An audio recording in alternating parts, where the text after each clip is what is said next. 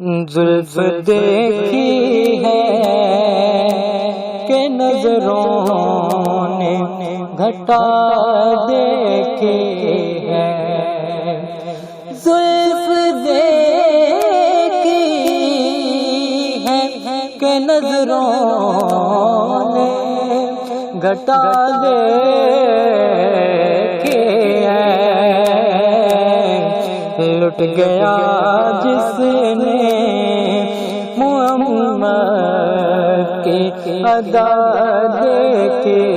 ہے، لٹ گیا جس نے محمد کی۔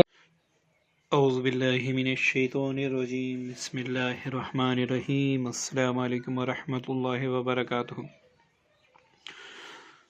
دوستو، امید ہے اللہ تعالیٰ کے فضل و کرم سے آپ بخیریت و عافیت ہوں گے، اور اللہ تعالیٰ سے دعا ہے کہ اللہ تعالیٰ مجھے اور آپ سب کو اپنے حفظ و امان میں رکھے۔ دوستو، آج کل جیسے کہ آپ دیکھ رہے ہیں، معمولی سی بات پر کچھ لوگ ایسے بھی ہوتے ہیں کہ ہمارے دشمن بن جاتے ہیں، تو ہم نہ تو اس کا مقابلہ دولت سے کر سکتے ہیں، نہ ہی کورٹ کچہری کے ذریعے سے کر سکتے ہیں، نہ ہی ہماری اتنی تعداد ہوتی ہے کہ ہم اس کا مقابلہ کر سکیں، اور وہ بنا کسی وجہ کے ہمارے پاس ہاتھ دھو کر بیٹھا ہوتا ہے کہ کسی بھی طریقے سے میں اس کو نقصان پہنچاؤں، کسی بھی طریقے سے میں اس کو ذلیل کروں، کسی بھی طریقے سے میں اس کی عزت خراب کروں۔ تو دوستو، یہ آج کل ٹرینڈ بنا ہوا ہے، بڑے بڑے تہجد گزار اس بات میں مبتلا ہیں۔ دوستو، اگر ویڈیو تھوڑی سی طویل ہو جائے تو آپ اس سے پریشان نہ ہو، بلکہ اول سے لے کر آخر تک دیکھیں۔ ہو سکتا ہے اس ویڈیو کے ذریعے سے جو پیغام میں آپ تک پہنچانا چاہتا ہوں وہ بآسانی سے میں آپ تک پہنچا سکوں۔ دوستو، حضور علیہ السلام کی حدیث مبارکہ ہے کہ اگر کوئی شخص تمام رات اتنی عبادت پڑے کہ اس کی کمر جھک جائے، اور پورے سال روزے رکھیں، تو حدیث کا مفہوم ہے اگر وہ خود پیٹ بھر کر سو جائے اور اس کا پڑوسی بھوکا رہے، تو اس شب زندہ دار سے کہہ دو کہ نہ وہ مجھ سے ہے نہ میں اس سے ہوں۔ دوستو، یہ میں یا آپ کی بات نہیں ہے، یا 14 صدی عیسوی کے علماء کی بات نہیں، اولیاء کی بات نہیں، یا پیغمبران اسلام کی بات نہیں، یہ سید الانبیاء کی بات ہے، خاتم المرسلین کی بات ہے، اور یہ اس ہستی کی بات ہے جس پر اللہ تعالیٰ نے نبوت کا دروازہ ہی بند کر دیا، نبوت ہی ختم کر دی۔ تو دوستو، آپ خود سوچیں، آج کل ہم اشراق بھی پڑھتے ہیں، چاشت بھی پڑھتے ہیں، اوابین بھی پڑھتے ہیں، صلاۃ التسبیح بھی پڑھتے ہیں، رمضان میں روزے بڑے شوق سے رکھتے ہیں، قنوت نازلہ بھی پڑھتے ہیں، رات بھر ایک پاؤں پہ کڑے ہو کر روتے ہیں، یا اللہ مجھے معاف کر دے، یا اللہ مجھے معاف کر دے۔ جیسے ہی سلام پھیرتے ہیں سوچتے ہیں کہ یہ فلاں بندے کو میں کس طرح نقصان دوں گا، یہ فلاں مسلمان کو میں کس طریقے سے ذلیل کروں گا، یہ فلاں کو میں کس طریقے سے گالی دوں گا تاکہ اس کا دل ٹوٹ جائے۔ اور یہ سارے عناصر ایک منافق میں ہوتے ہیں، یہ نہیں ہے کہ صرف منافق جھوٹ بولتا ہے، ہمارے حضور علیہ السلام کے ساتھ جہاد کے لیے کڑے ہوئے تھے، اور ان میں بھی منافقین تھے۔ تو دوستو، یہ منافقت کی نشانی ہے۔ اب آتے ہیں اپنے آج کے عمل کی طرف۔ اگر کوئی ایسا شخص ہے جو آپ کو بار بار ستاتا ہو، یا پھر آپ اس کو ہر طریقے سے سمجھانے اور ہر طریقے سے اس کو راضی کرنے کی آپ نے ہر کوشش کی، وہ اوپر سے نہیں مانتا اور بار بار آپ کو نقصان دیتا ہے، آپ کی بے عزتی کرتا ہے، آپ کی عزت خراب کرنا چاہتا ہے، آپ کو قتل کرنے پر تلا ہوا ہے، اور آپ چاہتے ہیں کہ اللہ رب العزت میری مشکل کشائی فرما دے، میں بس اپنے رب سے مدد مانگتا ہوں اور وہی اللہ رب العزت میری مدد فرما کر اس کو دونوں جہان میں اپنا صلہ جو یہ کر رہا ہے وہ عنایت فرما دے۔ تو دوستو اس عمل کی ویسے تو بڑی خوبیاں ہیں، لیکن یہ آپ یاد رکھیں اس عمل کے پڑھنے سے ایک تو دشمن سے بلکہ دشمنوں سے ہمیشہ کے لیے آپ کی جان چھوٹ جائے گی۔ دوسری بات یہ کہ اس کی برکت سے جو بھی دشمن جہاں پر بھی چھوٹا بڑا پوشیدہ ظاہر جو بھی دشمن آپ کے لیے جو بھی گڑھا کھودے گا وہ اس میں آٹومیٹکلی خود گر جائے گا، اور اگر وہ آپ کے لیے ایک بات کی سوچے گا کہ میں اس کو اس طریقے سے نقصان دینا چاہتا ہوں تو اس کو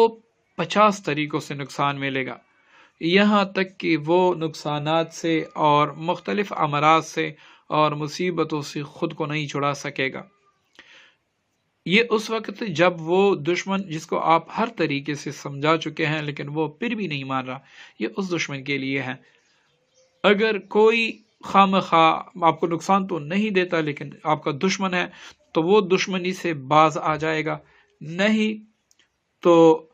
اس کی نسلوں میں ایسی نحوست ہوگی کہ وہ کبھی بھی آباد نہیں ہو سکے گا۔ بس اس عمل پر آپ نے پابندی کرنی ہے، یہ نہیں کہنا میں کتنے دن پڑھوں۔ اور دوسری بات یہ کہ جو میری بہنیں ہیں اگر وہ پڑھنا چاہتی ہیں اس کو ہر حالت میں آپ پڑھ سکتی ہیں،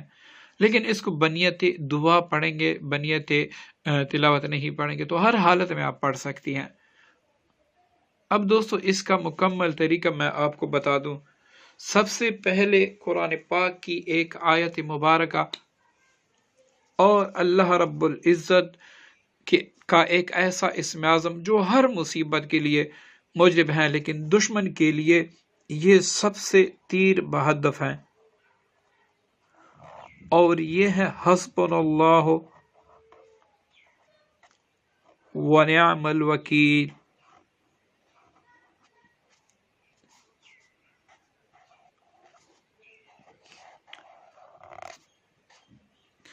حسبنا اللہ ونعم الوکیل یہ آپ نے 313 بار دشمنوں کے تصور سے پڑھنا ہے۔ اب اس کے بعد آپ نے اللہم، یہ دعا احادیث میں آئی ہے، اللہم انا نجعلک اللہم انا نجعلک فی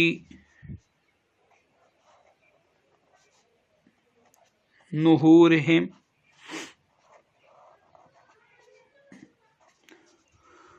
و نعوذ بک من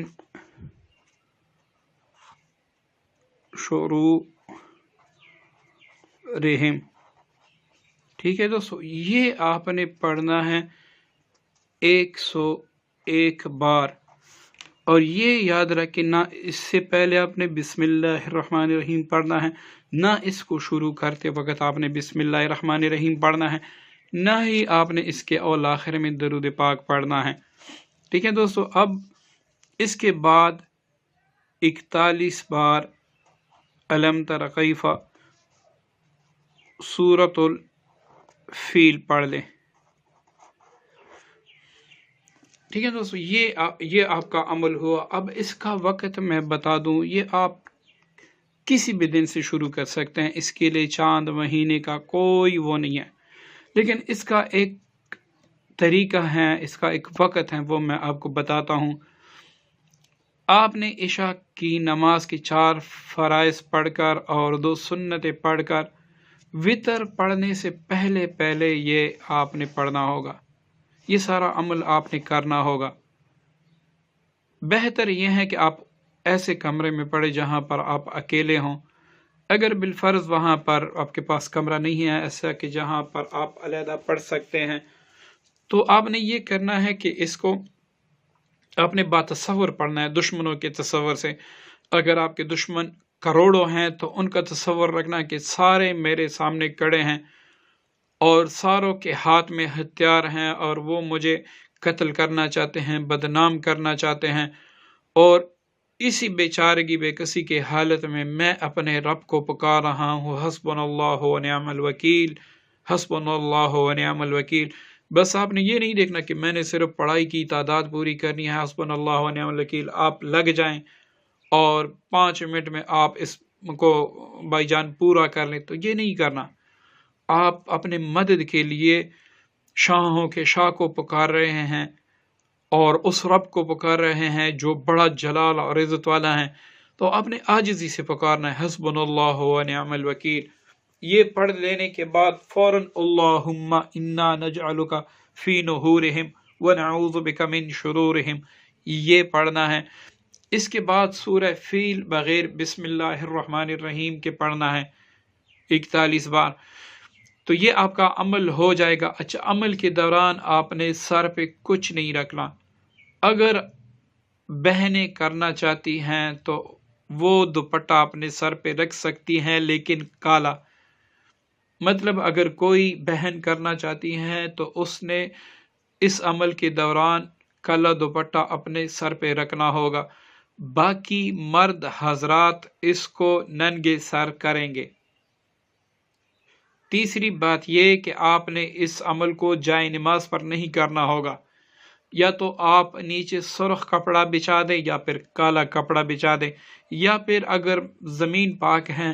تو ویسی ہی زمین پر بیٹھ جائیں، لیکن آپ نے جائے نماز پہ نہیں پڑھنا۔ یہ